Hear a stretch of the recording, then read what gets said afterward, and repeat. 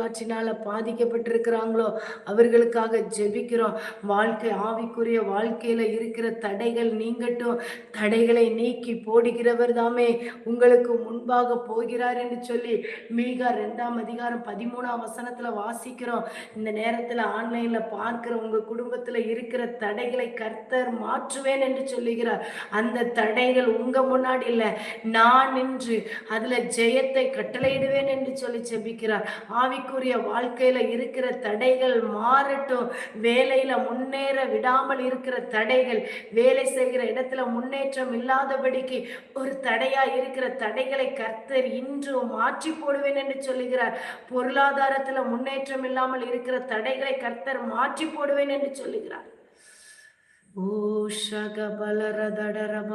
தேவ சித்தத்தின்படி நடக்காதபடிக்கு வழி விலகுகிற, நம்முடைய பாதையில நடவாதபடி வழி விலகுகிற எல்லா காரியங்களையும் கர்த்தர் தடைகளை நீக்கி உங்களை தேவ திட்டத்திற்குள்ள கொண்டு வருவேன் என்று சொல்லுகிறார். சமாதானத்தின் தேவன் தாமே எல்லா தடைகளையும் நீக்கி உங்களுக்கான ஆசீர்வாதம், நன்மை